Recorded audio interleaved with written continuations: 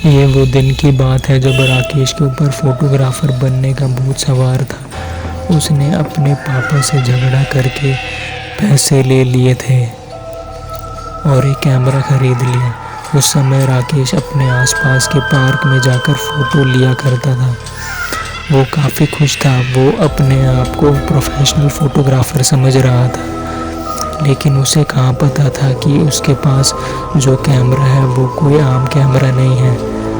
उसके अच्छे दिन अब बुरे दिन में बदलने वाले थे। एक दिन राकेश अपने कमरे में बैठा कुछ फ़ोटो खींच रहा था। फ़ोटो खींचने के बाद वो सारी फ़ोटो देखने लगा। सारी फ़ोटो सामान्य थी सिवाय एक फ़ोटो की। उस फ़ोटो में एक अजीब सी आकृति बनी हुई थी और उस आकृति की आंखें साफ साफ दिख रही थी। वो फ़ोटो काफ़ी ज़्यादा डरावनी थी। राकेश यह देखकर काफ़ी डर जाता है और वो ये फ़ोटो अपने पापा को दिखाने जाता है। वो अपने पापा के पास जाता है और सारी बात बताता है। उसके पापा कैमरा चेक करते हैं तो क्या देखते हैं, कैमरे की रील बिल्कुल खाली थी। उसमें एक भी फ़ोटो नहीं थी। उसके पापा कहते हैं, ये क्या मजाक है, इसमें तो एक भी फ़ोटो नहीं है। राकेश हैरान हो जाता है और अपने पापा से कैमरा लेकर चेक करता है तो कैमरे में कुछ भी नहीं था। राकेश को कुछ समझ नहीं आ रहा था कि ये उसके साथ क्या हो रहा है। वो घर से बाहर चला जाता है और नदी के किनारे बैठकर उसी चीज़ को सोचने लगता है। थोड़ी देर में उसके कुछ दोस्त भी वहाँ आ जाते हैं। अपने दोस्तों से बातें करके राकेश कैमरे से जुड़ी सारी बातें भूल जाता है और दोस्तों के साथ मिलकर फ़ोटो खींचने लगता है।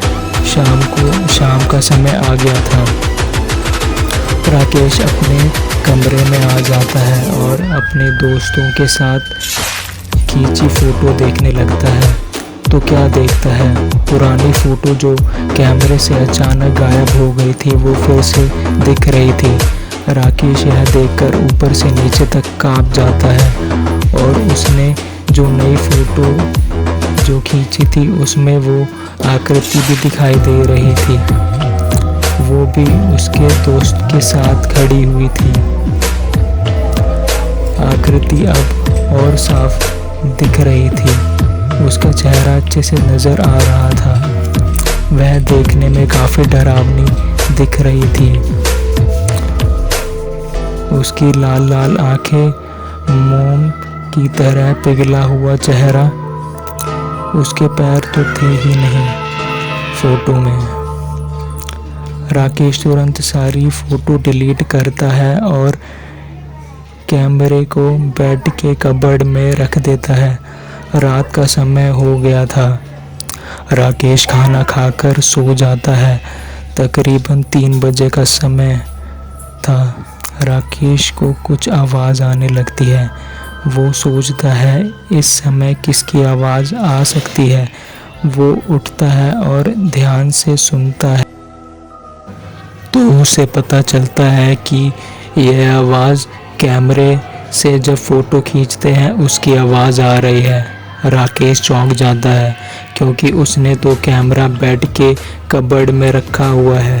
राकेश थोड़ी हिम्मत जुटाता है और कबर्ड से कैमरा बाहर निकालता है तो जो वो देखता है उसे देखकर वो बेहोश हो जाता है। वो देखता है कि कैमरे में कुछ डरावनी फ़ोटो अपने आप आ गई है और वो फ़ोटो उसी भूत की है जो उसने जो फ़ोटो डिलीट की थी वो भी वापस आ गई है। कैमरे में जो कुछ फ़ोटो अपने आप आ गई थी उसमें भूत काफ़ी डरावनी सी मुस्कुराहट दे रहा है और एक फ़ोटो और भी थी जिसमें खून से लिखा था, तुम मुझे काफ़ी पसंद हो, मैं तुम्हें अपने साथ लेकर जाऊंगा। तो दोस्तों ये थी आज की स्टोरी। आशा है आपको पसंद आई होगी। थैंक्स।